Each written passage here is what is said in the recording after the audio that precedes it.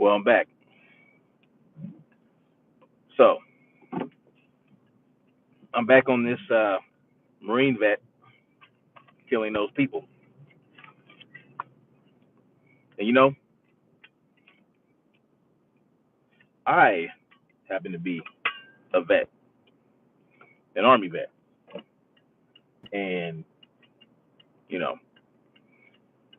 I have no PTSD. But I'm gonna tell you now,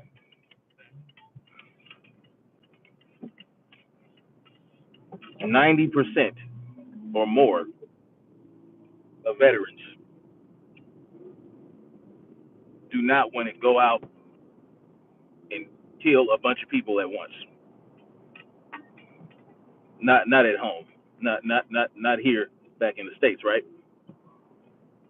Now you do hear stories of soldiers coming home, finding out their wives were cheating and killing their wives, which because they've been out there in the shit and they've seen a lot of shit and they probably did a lot of shit, you know. And I saw this a video that my sister uh, Cash Me Out, I Am Queen Supreme did regarding soldiers out there in the shit out in Iraq during the war, doing all kind of heinous shit to the people, to the civilians of Iraq, Afghanistan, whatever the case may be. They did horrible shit, you know. And I got out, you know, right when that shit started, the Iraq War, the second one. So my unit, you know, they went over there. Anyway, so you do hear about soldiers coming home from the war, finding out their wives are cheating, maybe had a baby by the person, and killing their wives or whatever. You hear about that.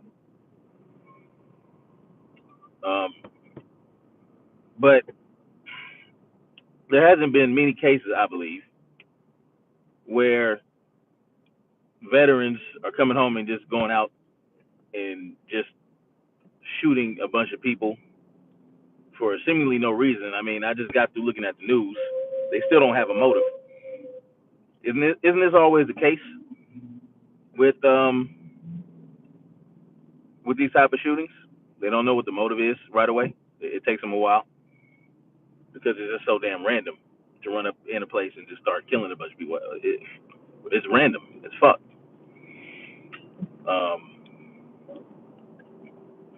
and it's interesting that this guy Ian Long, they decide to start whenever they display his name, they put his middle name up there. So now they refer to him by three names. Ian something Long. I want to say Brian, or I don't remember exactly. That that is a symbol of something. Every time there's something like this goes on, where a person snaps and does some shit, they like to use his the person's middle name. You know, so that's something to look at.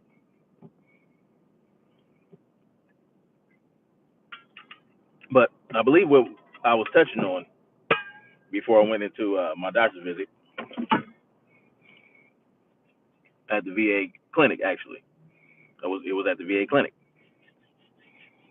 Um, when I was in there, my nurse practitioner asked how my mental health was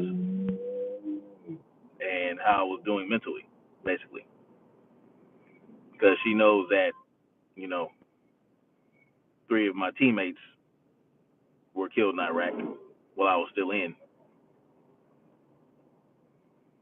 And something like survivor's guilt, I felt a little bit, but not PTSD. No, there are soldiers and veterans out there who, you know, they really suffer from PTSD and they're struggling, and they would kill themselves, unfortunately, before they would go out and kill a bunch of people because of the things they saw, the things they might have done under this flag, right? They did some shit under this flag that they were ordered to do, and they know that the reason that we're over there in the first place might be some bullshit. The reason that we keep fucking with other countries and sending our troops over there, strong arm people, to take over oil fields under the auspices of the these countries having weapons of mass destruction, finding out they don't. I mean, that's public knowledge. Colin Powell said that they knew there weren't any weapons of mass destruction in Iraq. So imagine you have your soldiers out there doing God knows what, killing people, predator drone pilots dropping bombs on people, killing civilians, as a result, in what is known as collateral damage, and they have to deal with that. They have to come home with the knowledge that they just did some heinous shit under the flag. And who's there to help them? You know what happens? You get diagnosed with PTSD, they send you to a pill pusher. The last resort is to send you to a psychiatrist, but the first thing that happens is they want to give you a bunch of drugs. They want to give you Prozac type shit. Some, not even real Prozac, some fucking off-brand Prozac type shit. Then they want to give you sleep medication, and then they want to give you some shit for nightmares, and you might have sleep apnea or something like that. So they want to medicate you before they even think about talking to you. They don't want to talk to you. That's the last thing they want to do.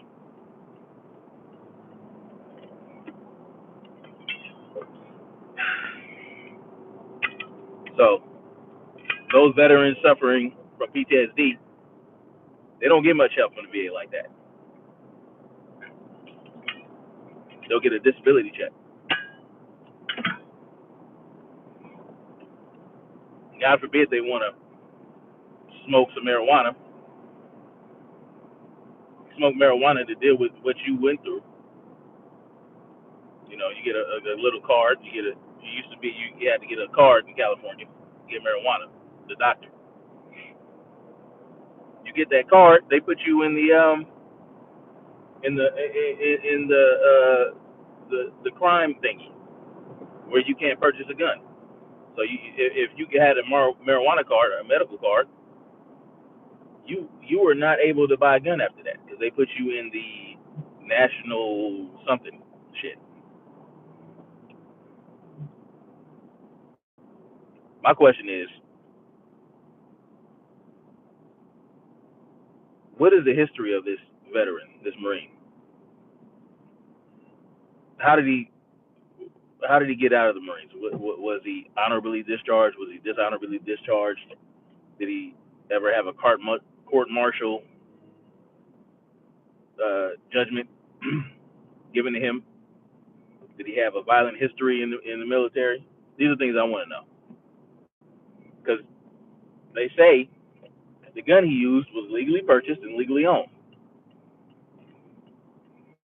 So this is what I want to know, this because the guy that killed those people in the church in Texas, he was an Air Force Marine or Air Force veteran who had a horrible, he had a history, and he was being investigated by the FBI.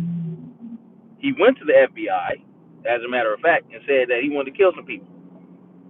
He said he had voices in his head telling him to kill people. And you know what they did? They put him in a padded room for a couple of days and let him go. This guy went there for help. He went to the FBI so that they can lock his ass up, so he wouldn't do anything to harm anybody. That's why he went there. He basically told them, listen, man, I'm gonna kill some people. There's voices in my head telling me to kill somebody, and it won't stop until I do it, and it's breaking my nerves. So this guy told the FBI that he wanted to be locked up. They throw him in the psych ward in a padded room or whatever. I don't remember that. For a couple of days. Then they let him go. What? What they do that at? You threaten? You go to the FBI and say you're gonna kill somebody, and then they let you go after a couple of days? Are you fucking kidding me? And you let him go. You let him go. So now this guy has the ways and means. Okay, they're not listening to me. They're not going to get the voices out of my head. I have to do whatever the voice tells me for it to stop because I can't sleep. I'm getting headaches. All this other shit. He did that. He did what the voice told him. And this always happens. I mean, I want to know if this Marine vet ever had the police called on him. I want to know because somebody said he was weird and lonesome and dancing in his garage or some shit. I want to know more. I want to know if there's more to it than that. There's always something, right? There's always warning signs and red flags before this shit happens. They always give warning signs, man. These mass shooters give warning signs. Then you got the guy in Florida. He was a vet too. He declared his pistol on a flight, and he got off the flight, went and got his bags, pulled it out, and killed like 5 people. But I think he was the one who went to the FBI. One of those guys. But he was a vet. He was hearing voices. Just Nicholas Cruz said he was hearing voices. Who is this? Nicholas Cruz had the police called on him over 30 times or something like that, and the FBI looked at him. They looked into this guy, and he was he was putting up threatening messages on social media, threatening black people, and being racist as fuck, racist as hell. Oh man, think about this shit. Think about it. The first thing y'all want to do though is say, we need to get the guns out of here. Oh, we should only let the police and law enforcement have guns. And when I hear so-called woke black people say this shit, oh man, I look at them like they're just dumbasses. You only want the law enforcement and the police to have the guns, right? Let's look at the police being the only ones with guns. They're already killing black people with impunity. They're killing black people with impunity, and they get paid leave. You know, and they're not only killing black people. They killed this guy in Fullerton, Kelly Thomas. They beat him to death. They beat him to death. And before the cop beat him to death, he put on his gloves and said, I'm about to beat your ass in so many words. I'm about to tear your ass up. He tore his ass up, all right. He beat his ass to death. They were fired. No criminal charges. They were fired. Now they're suing the city of Fullerton for a shitload of money and to get their job back. So they about to be back on the street. But that's okay because, they're cops. When he becomes a cop again, he can be armed and we can't, right? He can be armed, we can't. So now the cops can run around. They can kill whoever they want already. They can already kill whoever they want. Now they can do it without worrying about any type of, without people defending themselves. If this ever happens, if every civilian has to give up their gun and only the cops and the military can have them, oh man, they're gonna have a heyday. It's not gonna be peaches and cream. I can tell you that right now.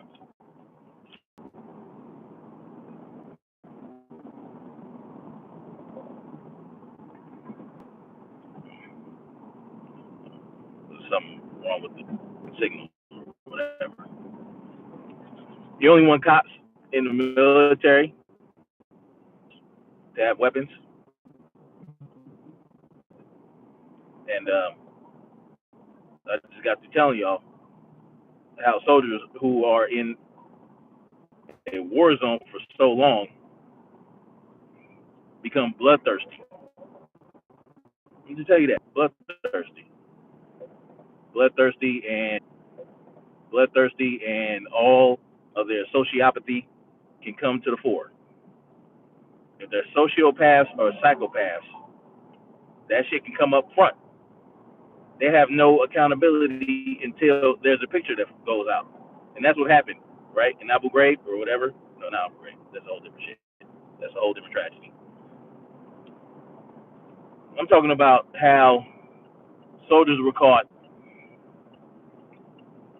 doing some devilish shit to POWs, prisoners of war, and then pictures were going out because I don't know, somehow it leaked a picture. And they have piles of naked prisoners on top of each other, and they're screwing and they're shoving sticks up people's asses, all kind of shit. But they have the guns, and these prisoners don't.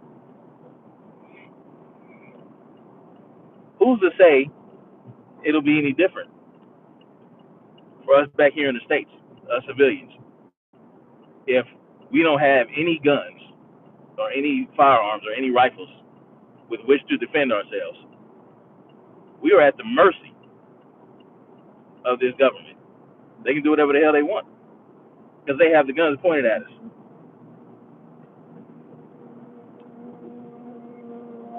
Y'all people don't think too much, do you?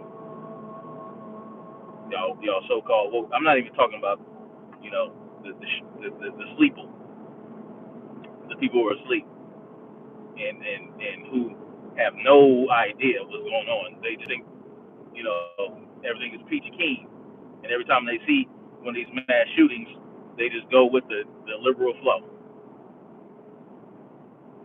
I'm talking about you fake woke people who know that we're oppressed already and want us to not be able to own and carry and bear firearms.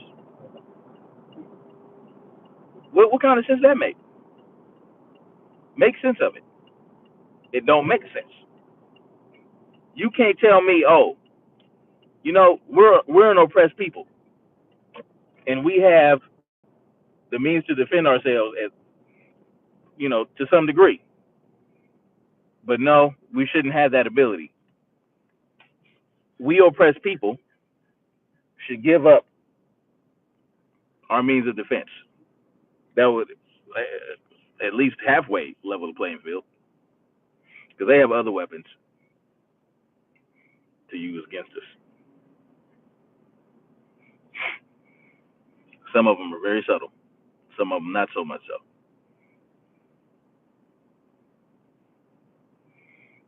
But again, I go back to what the Jews' response to the synagogue shooting, which was to hire armed guards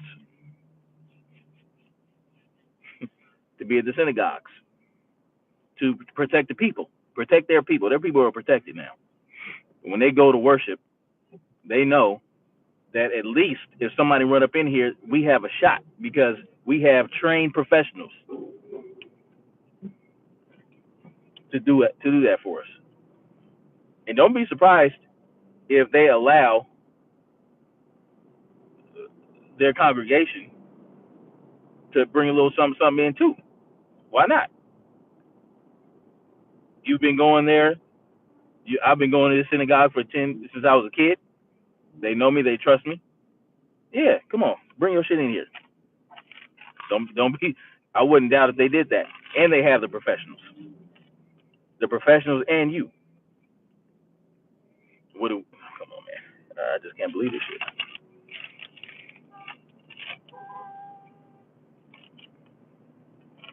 This damn Marine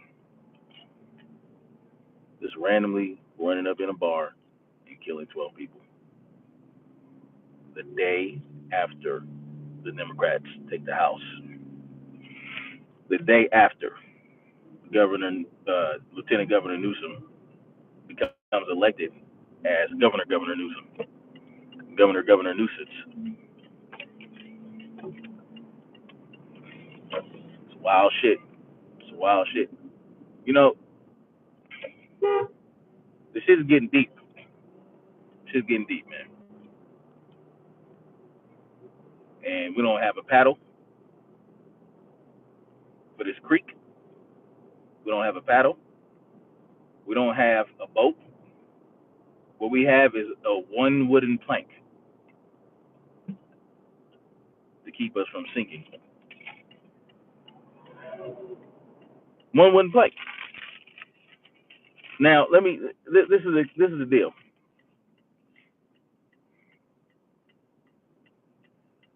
California is going down. Yes, indeed. The freedoms that we think we enjoy, we'll soon realize they don't really exist. Yeah. Your vote counted. It counted all right.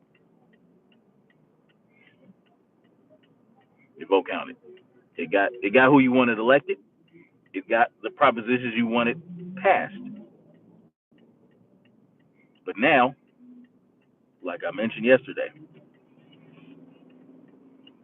will your voice count? I don't think so. It's not gonna matter now. They are gonna steamroll shit. And the voice will matter because guess what? The vast majority of Californians think that guns are evil, and they have the mind of their own, and guns are gonna run around. And once a person picks it up, they're just gonna automatically want to kill somebody. So you'll help pass the ridiculous legislation. I have no hope for California anymore. And just like my boy um, Joe Embriano, the Fullerton Informer, said yesterday, after once those results came in, he said he got to get the hell up out of California. He for years he has been trying to wake up at least his town of Fullerton to all the corruption within his city council and the school board and all this, sex ed curriculum that they're pushing onto the kids. You know, he said it's a wrap in California, and I had to agree because as soon as I found out, I mean, we were already talking about it. Me and my wife, we were already talking about leaving. It's just a matter of getting her to agree to go where it's about agreeing on where to go. So that's the next step. Because I tell you what, California. Let me tell you something about California. There are several fault lines in California. There is a subduction zone in the north, and there's a sliding thrust fault. Uh, you know, it's the San Andreas fault. It's a sliding thrust fault. It separates the North American plate from the Pacific plate, tectonic plates. So when these faults when these faults they're sliding together, they're sliding against each other like this, right? And every now and then they'll hit a snag, right? But they still want to go. They still want to keep going. They're sliding against each other. They hit a snag, right? And they get stuck for a hot second, a geological second, not a literal second. However long that geological second lasts. Well, at some point, that snag, they're going to get loose of that snag and earthquake, because all that tension is going to get released, and it has to go somewhere. All that energy has to go somewhere, and that's called entropy, right? Energy changes and shifts. It doesn't go away. So it's not just going to snap. It's not going to snap past each other, and that's it. No, there's going to be some reverberation. There's going to be an earthquake, basically, up to like a 7 point something. But that's it. That's just the San Andreas fault. There's another fault with a subduction zone in Northern California. That's going like this. So this is the subduction zone right here, right? Well, these plates are going like this. One is sliding under the other, and it's the same concept as the sliding thrust fault in terms of snagging, right? In releasing that tension. But when this one happens, right, when that snaps, it's going to be on a much greater scale than with the San Andreas fault. Like a nine something, nine and some change. That's going to cause great devastation. It's going to cause the San Andreas fault is going to cause great devastation. And it's going to be a world of chaos here in the great state of California. And if certain people and individuals have their way, we won't. When after that happens and all the grid goes down because of the damage, uh, you know, power goes out. Um, the stores are only going to be having enough stockpile for 3 days for the people in their area, in the area of that store. Um, you're going to only have available to you what you have in your house, what you have stored away.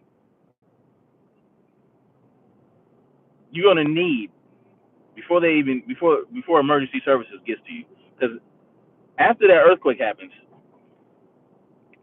you get all of the aftershocks. So every time there's an aftershock, more damage can be created.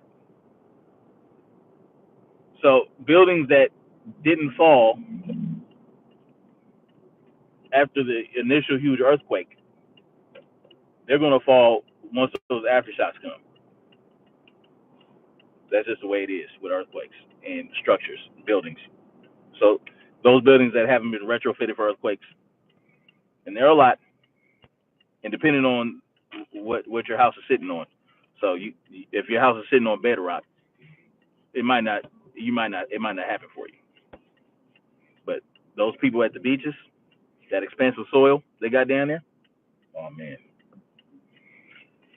So if your house is sitting on expansive soil, it's gonna be a problem. Anyway, so you're in this scenario where the grid's down, You have a good amount of food stored away, but the stores don't. They ran out.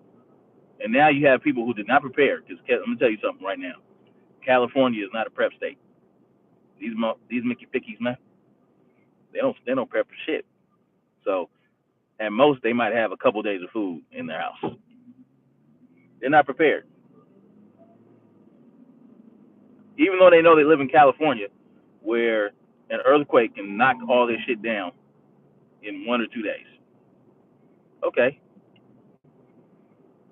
so you have food. Your neighbors don't. They're hungry. They're hungry, right? You good. You sitting pretty though. What are people going to start doing once they're hungry enough? Once they once their children are starving, once they are starving, they're going to start going from house to house and to see what they can find. They're going to get to your house.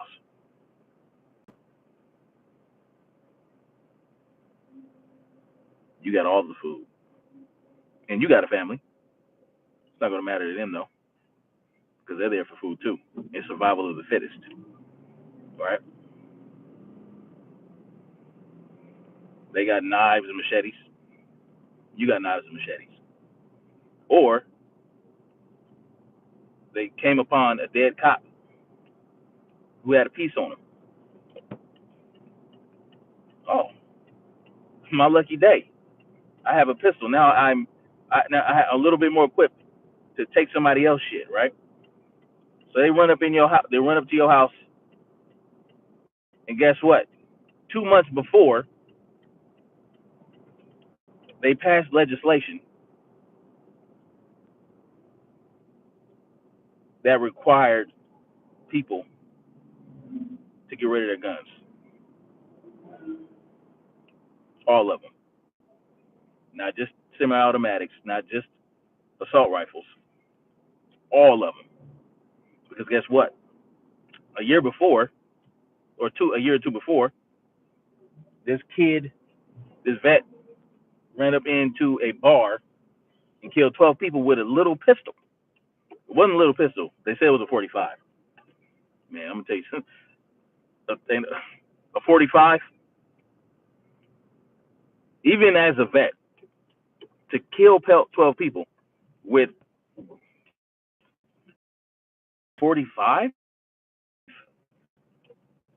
a 45 Glock. Man, ooh wee, you got that some mad skills for that. I don't give a fuck who you are. I don't care if you Jason Bourne, nigga. People are 5. You can get bum rushed after you kill 2. Man, you got mad skills. You like fucking John Wick in this bitch. So that happened a year or two before this earthquake that stopped the grid, that dropped the grid down.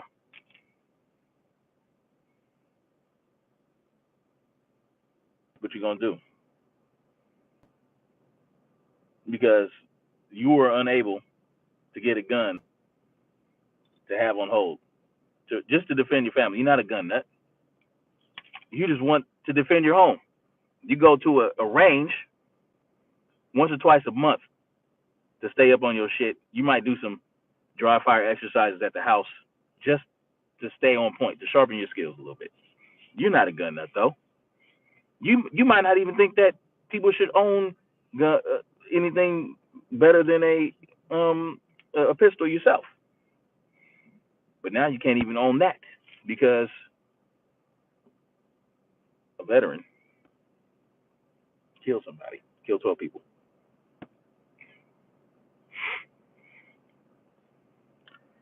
Let me ask you something. Who would be very well equipped during let's say, a nationwide um, disaster? Let's say the government decided to come and just started bum rushing people, and they wanted to put everybody in concentration camps or mega cities or something, and they just got a wild hair up their ass and decided that they wanted to, let's say they wanted to enslave some people, throw some people in concentration camps because of this, that, and the third. Who knows? They did it to the Japanese Americans that were living here during World War II. Who would be better equipped to rally the civilian population to help fight against tyranny, against an invasion? You know, let's say not even our own government. Let's say that Russia or China decided to bomb Russia and decided to invade. Right? The troops are overwhelmed. They're spread thin. They couldn't get back here in time. Whatever. So we had to pick up some of that slack. The cops ain't prepared for no fight like that. They're not prepared for someone who's going to shoot back on a regular beat. You know, people do shoot at cops. Don't get me wrong, but they're not equipped to fight an invading army. Nah. They're gonna want to go home and protect their own family. I would if I was a cop. No, I'm gonna go home and make sure my family's okay.